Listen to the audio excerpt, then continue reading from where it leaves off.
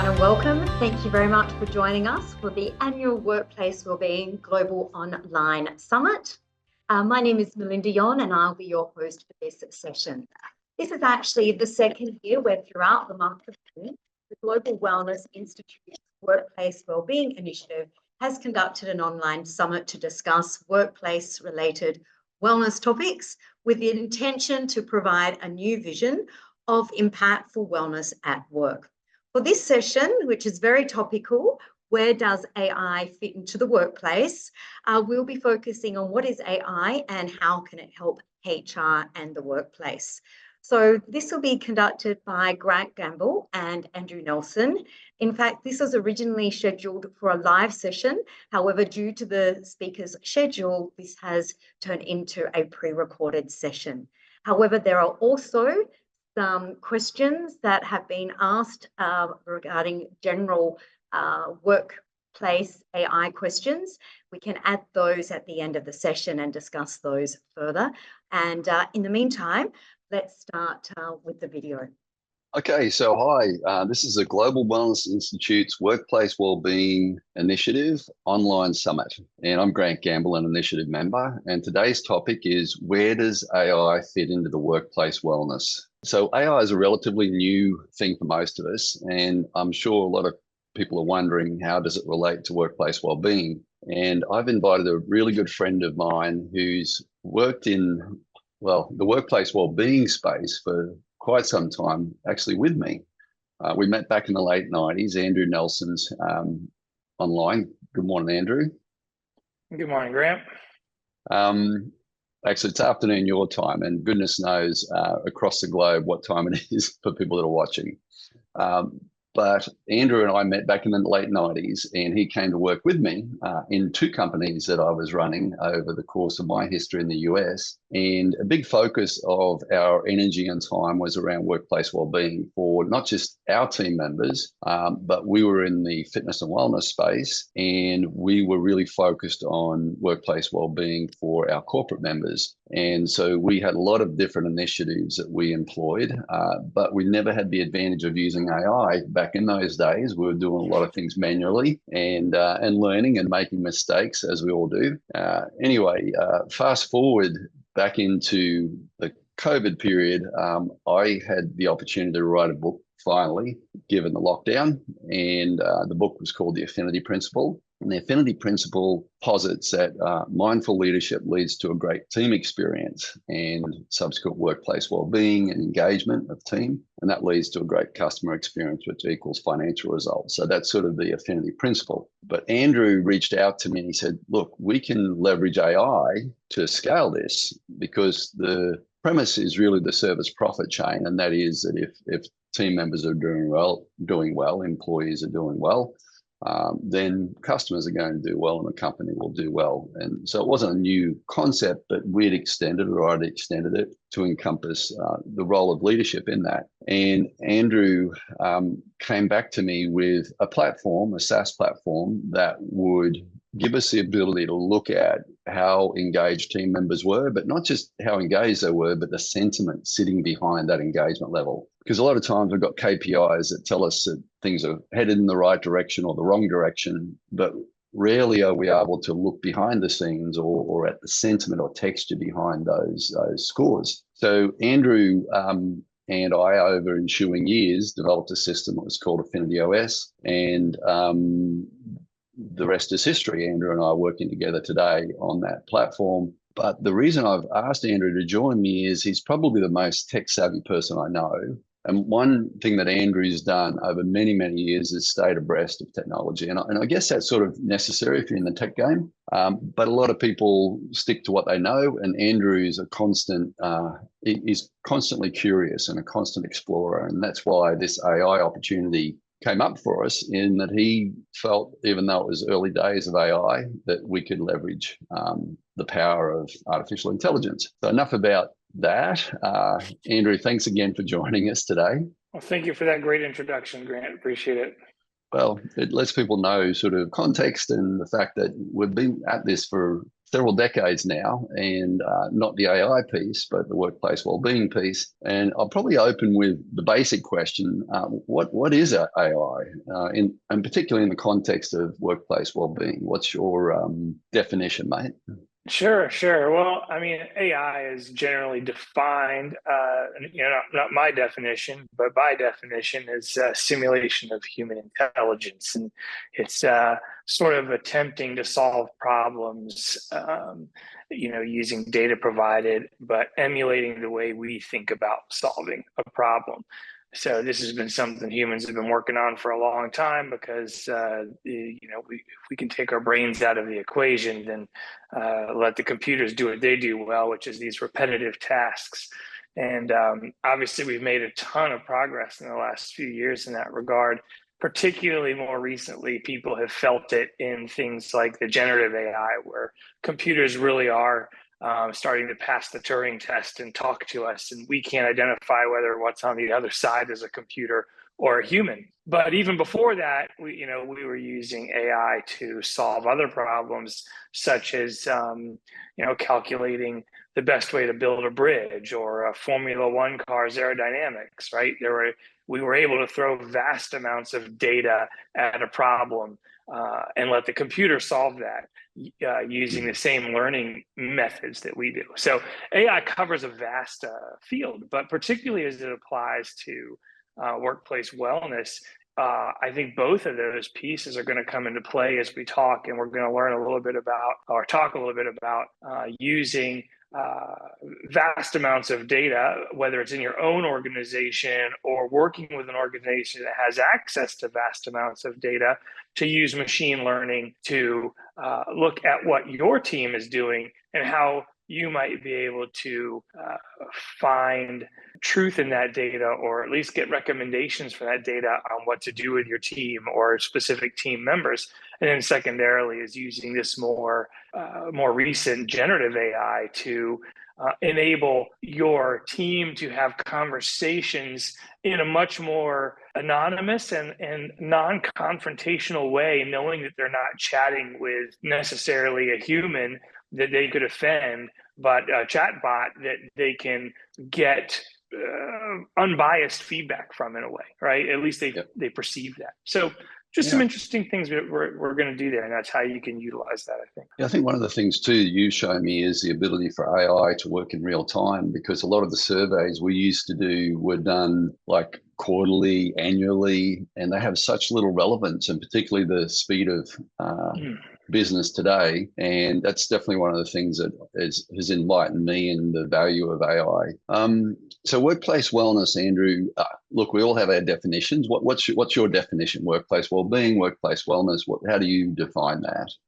Well, it's, for me, it is, I think it's a personal thing for a lot of people, but workplace well-being is both the health of you within your organization, the health of the team, how that team works together as an organism is important. And then taking it outside of that is the personal health of each individual, their, body, physical health, even outside of just the health of the organization and their happiness within the organization, but is also their health outside of the organization in mental, what kind of stress loads they're carrying, how fit are they, things like that. Yeah, I think that's pretty good. With AI, traditional workplace wellness programs have involved a lot of heavy lifting sometimes. How do you think AI can enhance that? Well, the first thing it does is AI provides automation in a way, or on a scale we've never seen before.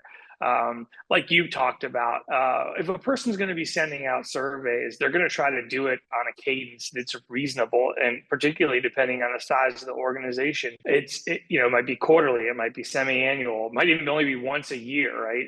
And you're really missing a lot of what's happening over time. Automation, or utilizing AI to determine what cadence certain people should be receiving feedback based on perhaps their last feedback, or based on engagement in other programs in the company, or based on current sick leave or PTO. There's so many ways that you can automate things to take that burden off of your staff. So automation is a big piece. And then second to that is personalization, utilizing AI to formulate the interactions, whether they're, going back to asking for feedback, whether they're surveys that you're sending out and the questions being customized to the department, objectives, behaviors, or even more is if you're creating other programs outside of that, such as fitness programs, making sure that the program is going to benefit that employee or at a level of activity that they can even engage in, depending on their skills and abilities. Yeah, so a couple of comments there. Like one, I remember back in the day when we were hand sort of collating surveys, right? And that was a monstrous task. And then we bought a machine secondhand that would actually process the surveys. I'm sure you remember that machine. It was from the dark ages. But we thought, oh, that's so cool. But we were still only doing it, as you say, at the cadence that we could manage. And that was pretty limited. And AI really brings that into the realm of being able to do it in real time and process the data in real time. One of the things that I think it has been cited to do is look at risk employees and provide timely interventions. And timely intervention is based on knowledge. And we'll talk about de-identifying employees later, but if we can identify a team member or a team member identifies themselves, it can be very powerful if it's done in real time because, a month is a long time for somebody who's struggling. I know we've been working on a psychosocial risk tool for Affinity OS. There's a lot being spoken about psychosocial risk now. Do you see AI as being a good tool in that space to bring psychosocial risk into focus?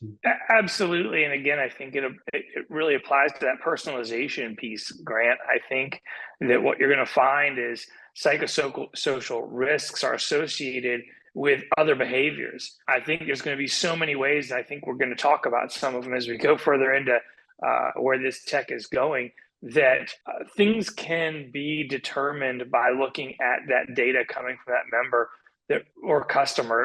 team member that will really enhance your ability to personalize your integration or interactions with them. And I like what you said about de-identifying or anonymization, because these interactions will happen within the system, right? So it won't be a person necessarily reviewing that interaction. That's kind of one of the big benefits of AI, is that it can be de-identified and that risk can be identified by AI. And then you can go down the path of looking for specific psychosocial markers that will enable you to engage that person without necessarily having them be called out on anything uncomfortable. Yeah. Andrew, can you provide any specific examples of wellness needs that might be overlooked by traditional methods? So really just asking here, if traditional methods, require a lot of, leverage and a lot of time and a lot of, human involvement to bring stuff to the fore, how do you think AI can benefit that, or what are some of the areas that it can improve? Well, it's a good segue, because particularly I think that de-identification is critical. I think that there's a lot of health data that companies aren't even allowed to know about, whether it's disease states or habits, things like that you can't know about, where separating them, if you hire a company that does this for you, they can protect the team data, the employee data, in a way that you as the company can't see it, but they can leverage it to help build profiles for those team members to get them engaged or get them active. And that applies both to perhaps their stress levels at work that could be an issue, or even more is with health data. So determining potential for illness, or determining risk factors based on, like I said, whether they're smoking or other things that could come into play that maybe shouldn't be part of a bias in employment. Yeah, I know one of the magic things you did for Affinity OS was create a de-identification system. And what was beautiful about that was team members felt assured that they weren't going to be targeted or that their responses were anonymous. Equally, they could opt in, which was great. So when a team member opts into the system, then we can reach out, we can offer to have a cup of coffee or talk to them one-on-one, but there's some delicate stuff that comes through this pathway. And sometimes people want to say stuff that they wouldn't say openly for fear of retribution. And so I do feel like AI is brilliant in that way. And what we saw, and we had one real-time example that we used in a business that I was the CEO of, using AI and Affinity OS, where we were able to look at group trends too for workplace wellbeing. I found that particularly powerful, so we could address that then through newsletters or team exchanges en masse rather than individually. But if there was a particular thread or a particular sentiment coming through the team that was affecting everybody, it was a powerful tool, even though it was de-identified for us to address. So yeah, I feel like the de-identification piece is powerful, and there's layers to it, of course. So current AI technologies and tools to promote and build on workplace wellness.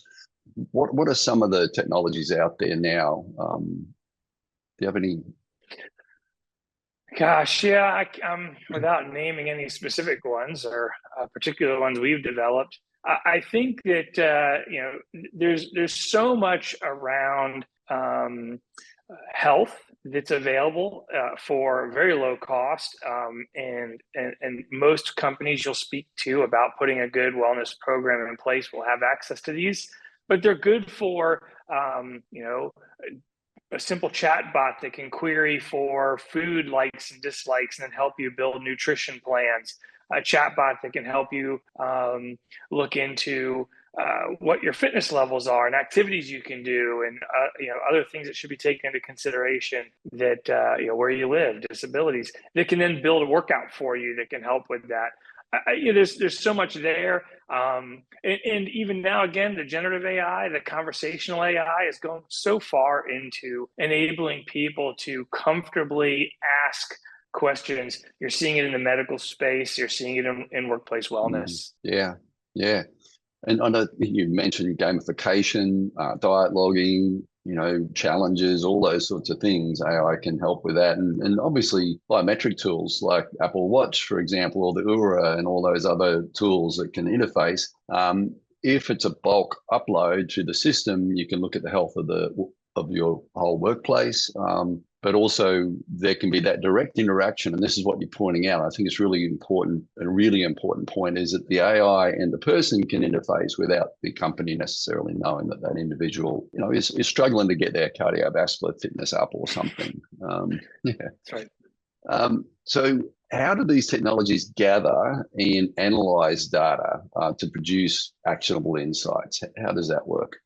Well, obviously, you've got to get your team to participate. So number one, and I think that we'll go into that a little bit too, is to how you disclose to your team and communicate with your team on that. But number one is communicating with your team what your objectives are, and getting them to participate, because they're the ones who are going to feed the data into your system.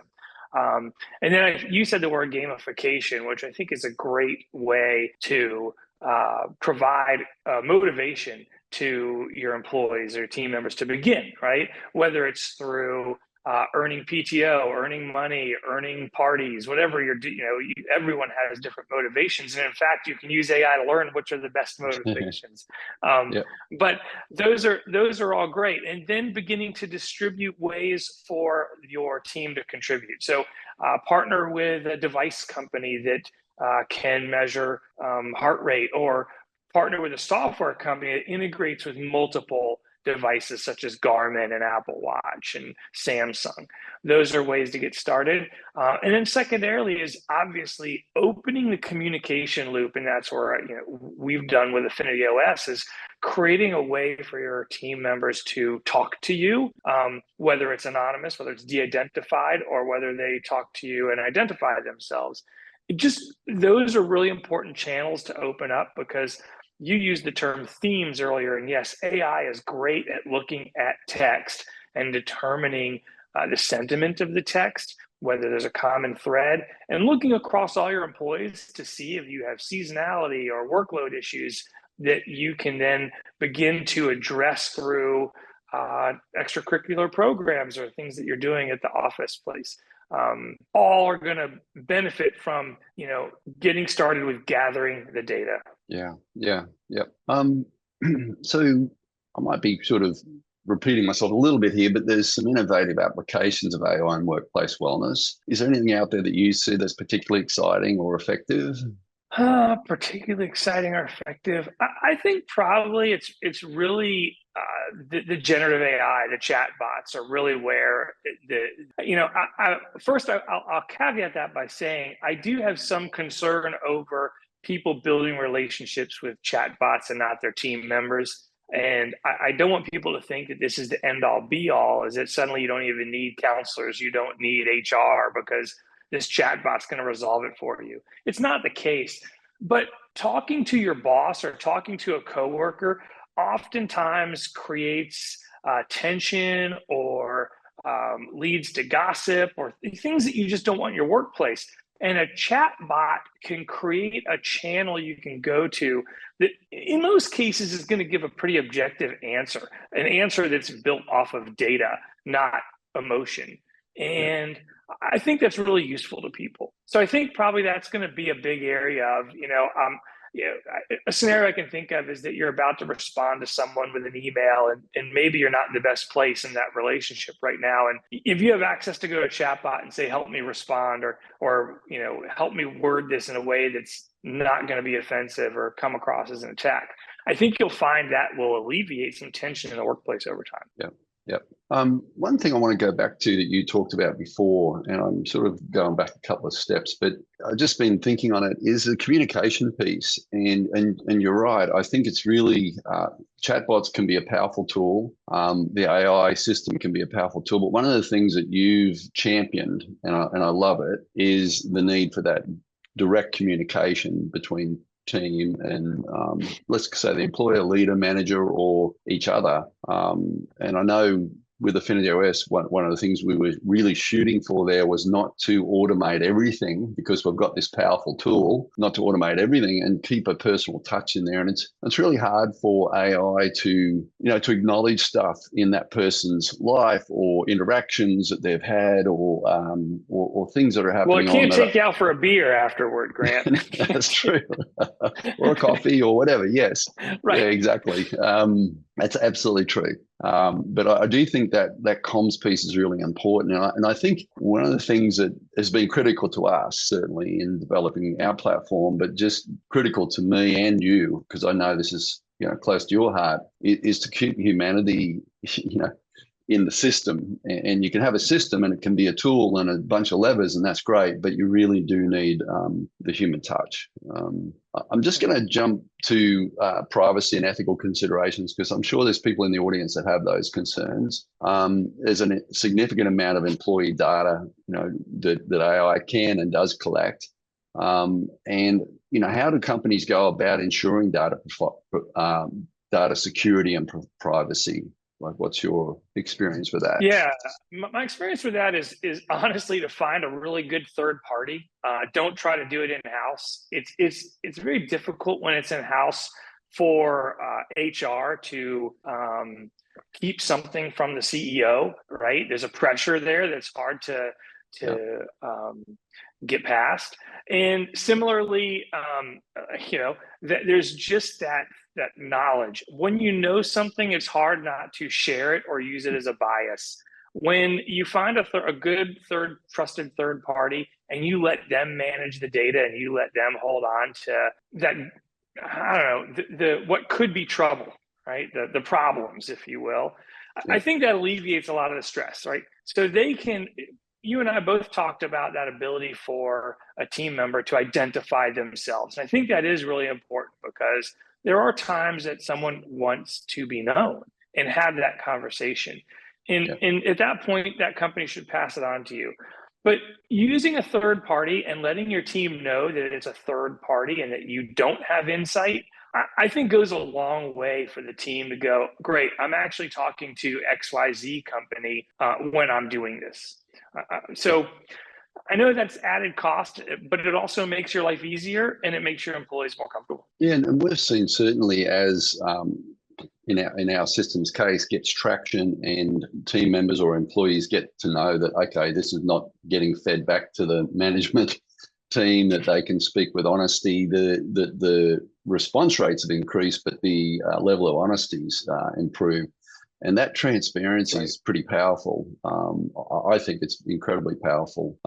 So there's ethical considerations companies should keep in mind when implementing AI-driven wellness programs. What would be some of those things that you think they need to think about ethically? I mean, ethically, gosh, ethics are not an area of my expertise necessarily, but you certainly do run into issues with AI in regard to AI can have biases, right? You can train AI in an unethical way. And what do I mean by that? Well, I think there's a situation, where, for example, I think Amazon was the one that had this issue where they were scanning resumes and then making recommendations on who to hire, and they trained it with a highly male data set. And so AI was throwing out the female resumes. Wow. And that can be an ethics situation, right? So you do need to be aware of those biases that could occur in recommendation. Using AI to recommend what your next dinner should be at a party, for example, right? Just be careful. As far as privacy of your employees, it really is being transparent and then honest about what you're doing with it. You will get into an ethical situation if you promise your employees that it's not, right, that it is anonymous, and then you call one out. So yeah, I think you rolled into my next question. That was around transparency and trust. That I obviously believe it's really important. I know you do, but how do organizations build trust with their employees regarding AI applications? What are some of the things they need to do you think?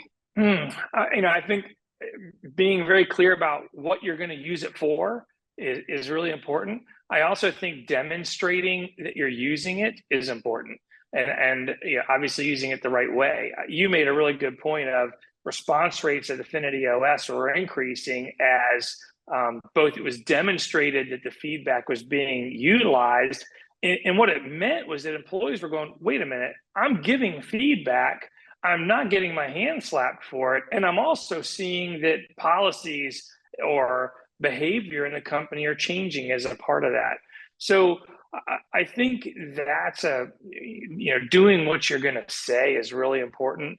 But you use the word transparency, and I just feel like it's hard to define what that is. But just simply doing what you say, to me, is that transparency, right? And I'm just going to say again, find a trusted third party, because that really can help with this. I think you struck a real chord with me, Andrew, with regards to utilizing feedback.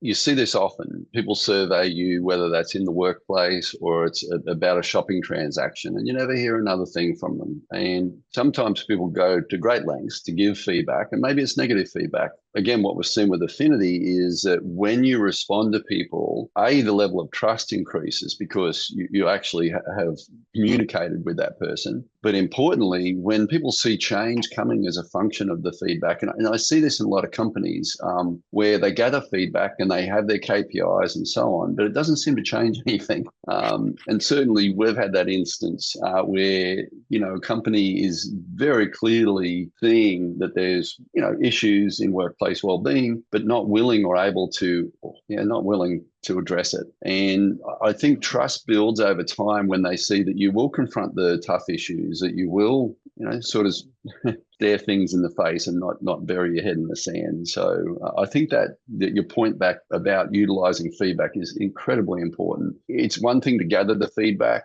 and to look at it and maybe come to some conclusions, but the transparency of your actions, I think that's probably what you're saying. It's not about what you say, it's about what you do. Yeah. Perfectly said. Yes. Thank you, Grant. So What's, what are some of the ways or best practices in measuring AI driven workplace wellness? Like what are, some of the metrics, I guess, measurements? Yeah, sure. These are probably classic metrics that were even used before AI, right? You're looking for things. AI is just boosting your ability to, I think, personalize and add more touch points to these interactions with your team members. Obviously, your health insurance is gonna, if you're doing that, they're gonna want to look at health outcomes, increased activity, things like that within your organization. And again, using using wearables is going to just increase your ability to measure that faster. I think you brought that up right at the very beginning of the conversation. It's just that real time feedback. Looking at that, then next is productivity levels. Measuring that can be difficult, but at the same time, I think that you can look at retention rates within your team as well. Yeah. I think that adds to productivity. If they're sticking around, that's helping you out. Yep. And then most importantly, and I'm going to come back to it because I love to come back to it, not because I hate to come back to it, is the feedback. If you're continually asking your team for feedback and letting them communicate with you on a channel like that, you will see that trend very quickly. Yeah. And it's qualitative and quantitative. So because the ability for AI to manage a lot of feedback, manage a lot of data, you don't have to choke it down, which is great. So you can just let it flow freely and look at the trends that are coming out of that. You mentioned engagement. Like engagement's been a metric for a long time. Gallup championed that, and I know with Affinity we measure engagement, but it's the sentiment behind that, as we've described before, that AI really can bring to the front and to the fore. You mentioned retention levels. Everybody's struggling, or I shouldn't say everybody, but most companies are struggling to retain team members. There's higher degrees of absenteeism, mental health on an all-time low, it seems. And as a function of that, having those metrics to look into that, even like I said, absenteeism is one that's very easy to see. Retention rates are very easy to see. And we've seen the impact that you can have when you actually listen to team members and are responsive. And you can't always do exactly what's being asked, but the fact that there's a communication happening, you see retention rates improve with that. And I think it's, if anything, I think AI can be a powerful partner in improving some of these KPIs and employee morale and job satisfaction. Let's just talk about ROI a little bit, because it's a pretty important thing. A lot of HR directors have to sort of sell AI, or not even AI, workplace wellbeing programs. We've been selling those for many years, like almost 3 decades now, out there selling workplace wellbeing programs to people both in and out of the companies themselves. And the ROI is pretty important, because you've got to show that this is an investment that pays off. What's your experience with ROI and some of the numbers around that? My experience is that if you put a good program in place and you honor that program and you're transparent about that program, that the team recognizes that and they get more engaged. And it's hard to put a dollar to it. I've seen the industry indicate anywhere from $2 to $6 per dollar spent as your ROI. And I know that's simply built off of things like retention, retraining, rehiring, loss of productivity. And every business is just so different. And you've got businesses with a few employees and businesses with hundreds of thousands. And that just really changes how you might look at those numbers. And again, the more data you have, the more helpful AI is going to be to analyzing that data. So I really think for me, the biggest ROI isn't in dollars, it's going to be in engagement. And that means that your team is beginning to, whether it's through conversations with your chat bot that you're capturing that sentiment and those themes from, or whether it's feedback channels where you're the data begins to indicate that team members are opening up and identifying themselves in order to get a response to their feedback. To me, all of those are indications of better workplace wellness. Not just in measuring whether their blood pressure is lower, but measuring in that are they more engaged in the workplace in a healthy way. Yeah.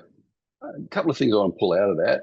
One, you said that I think is really interesting, and we should look into this because this struck me. When people gain trust in the fact that the company is listening to the feedback they receive and de-identified data, let's just say, and that the company's making strides in the right direction, I think, and it's a hypothesis, I think that people will start to identify themselves more in that situation because they're seeing this two-way exchange. And I think that helps on a lot of levels, because one of the frustrating things for me running a company using AI and using Affinity OS in that particular case, but using an AI system to be in contact with the team and providing that de-identified opportunity was when somebody came to me with a legitimate issue, but I didn't know who they were and I couldn't go and talk to them about it or have a coffee with them or pull in some resources for them. That was particularly frustrating, yes. but necessary, right? But I think, as you've espoused, that it's likely that when you do have those exchanges on trends and you listen to the feedback and act on the feedback in a positive way, or at least communicate about it, I think you'll see more people identifying themselves. The other one, you talked about few and many.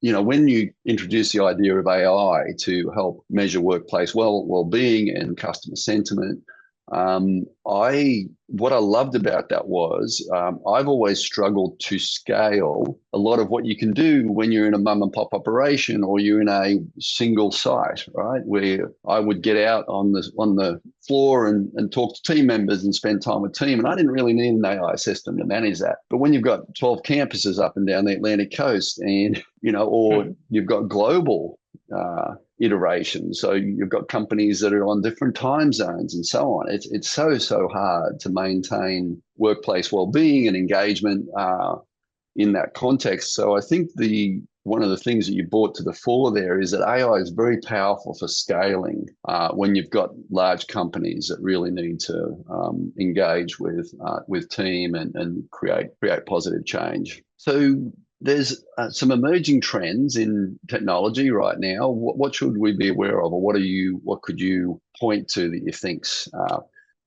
maybe the future of AI and workplace wellness? Well, I think as AI gets more embedded in the workplace, not just in workplace wellness, but in day-to-day tasks, there's going to be more of a general understanding that data is being accumulated and used similar to the way we use customer data now, right? We look at purchases, we look at profiles and demographics, and we overlay that to recommend what you're going to buy next, right? We're used to that. Yeah. That I think you're going to see that happening more in the team. And one of the things that you mentioned, in another conversation, is the fact that we could look at all of that data, such as letting AI read email or read chats that are going on between the team and potentially expose stress levels, right? Or conflict and help us to resolve that. That's a really interesting, if you want to talk about where it's going, it's, a little bit of what do you want to call that? Too much oversight, maybe, right? But at the same time, the value to workplace wellness might be immeasurable. If you can stop a conflict before it happens, that's a huge amount of workplace stress for people. I also think that you brought up a really good point in the last one around even a global company, right? And AI can really help with localization. Themes and sentiment are the same it's just in different languages. It's hard to understand. And if you're a global HR manager who maybe speaks 1 or 3 languages, but you're in markets that might have 6 or 8 languages, well, being able to surface that information using AI, I think, is really useful as a future, future of AI in the workplace. Yep. So how do companies stay ahead of the curve, Andrew? Like, what do you think would be just some basic tips for them? Well, it's always good to read, right? So look in the news, see what's happening. If you're in an HR department, obviously there are many organizations that can help you with this there. If you're in a leadership position, look for newsletters pertaining to particularly artificial intelligence in the workplace. So I think that's important to do. Seeking experts would be the next, and that leads me to say, hey, find some third parties, find companies that are doing this well, communicate with them, collaborate with them. When you're at your round tables, bring this topic up. I don't think it's being talked about that much. I don't really think people are saying, how do I use AI as workplace wellness? So that would also be a great way to see what others are doing and who they're talking to. It's not what you know, it's who you know. Yeah. No, you're right. And this is true of everything. We just need to stay abreast of what's happening out there. And I read a lot about AI because we're in the space, obviously, but I'm intrigued with where it's headed and the pitfalls, of course. McKinsey's had some really, really great content around AI, and they've got a big focus on that. So that's one place I could point people. So if companies want to get started and want to start exploring AI for workplace wellness, what advice would you give them? What would be your couple of tips? Gosh, again, I think I would say reach out to someone that you believe has some information and start that conversation with them. I think going online and looking for tools that help with this is a great way to do it as well. You'll find some. Again, it's sometimes it's hard to separate the hype from the reality.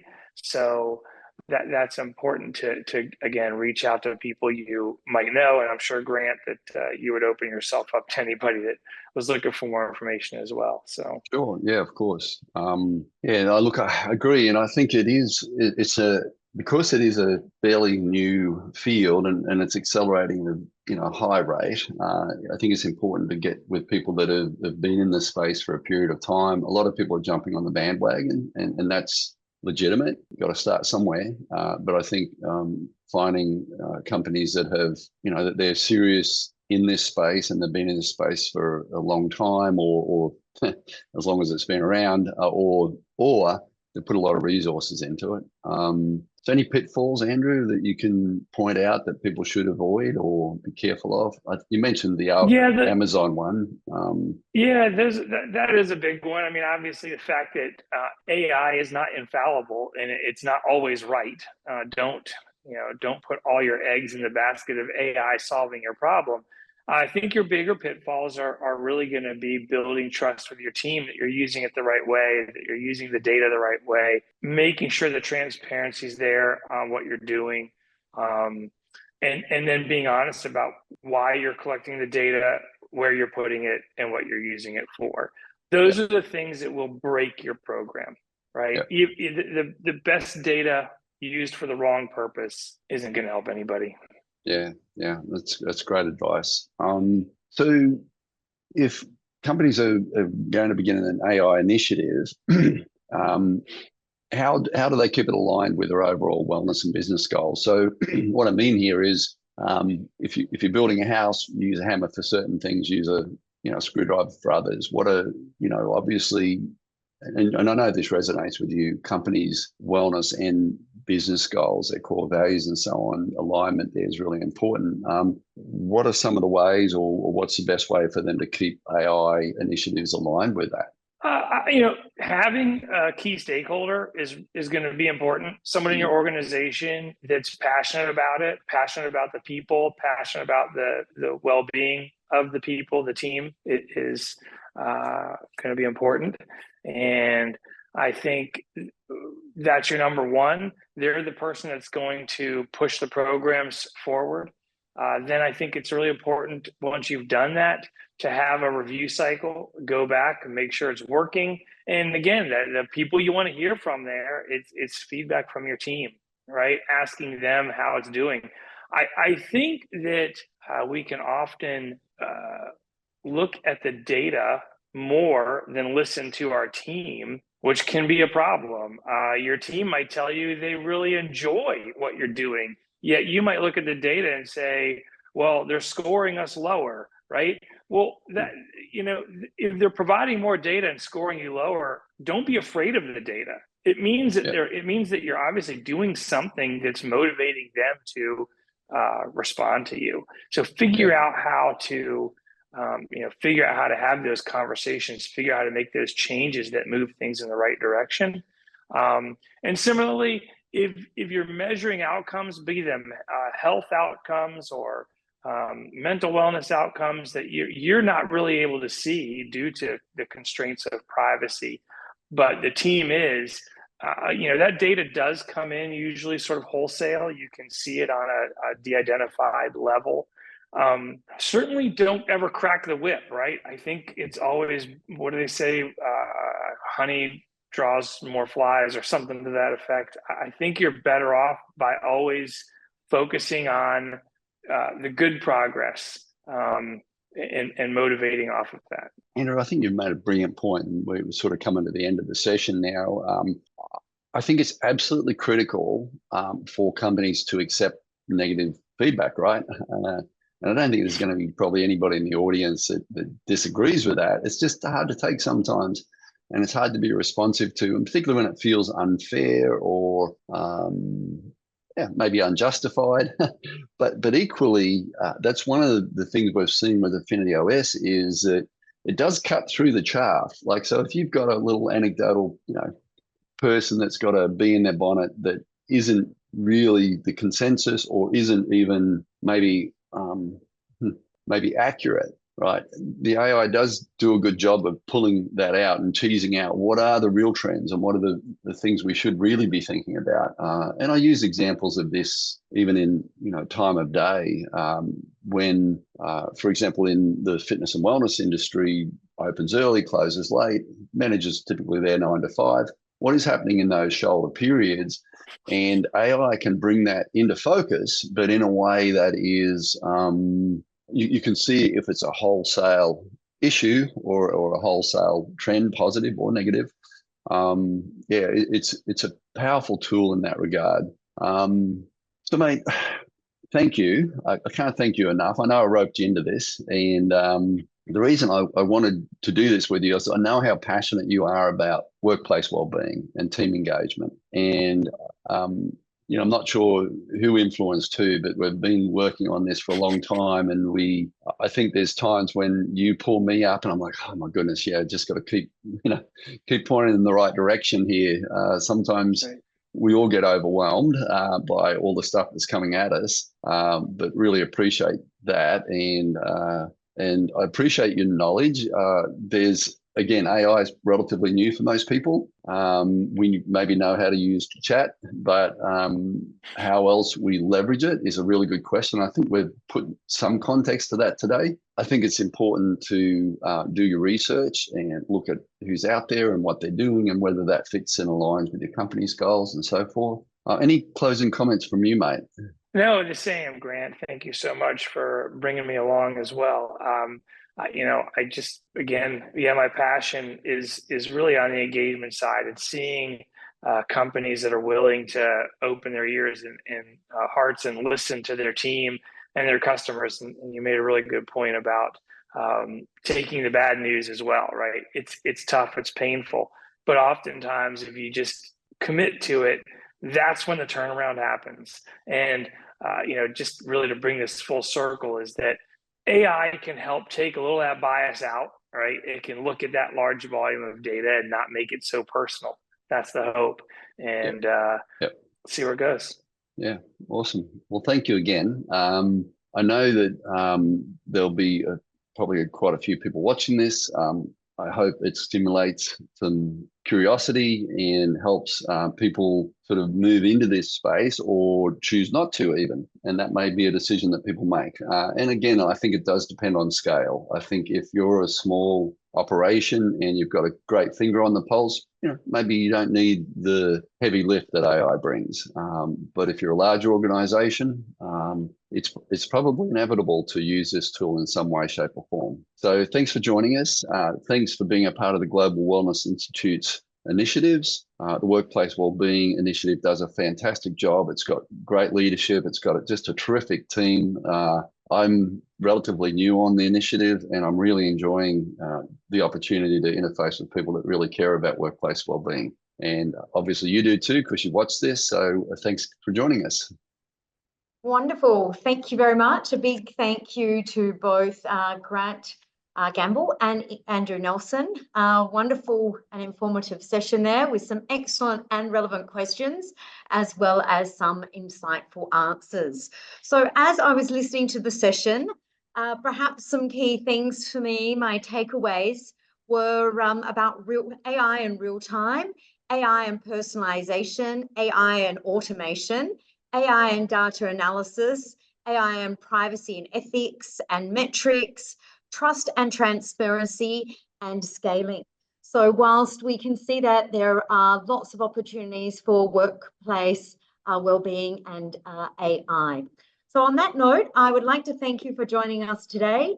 And this has been recorded and will be posted on the Workplace Wellbeing Initiative page next month. Thank you, everyone.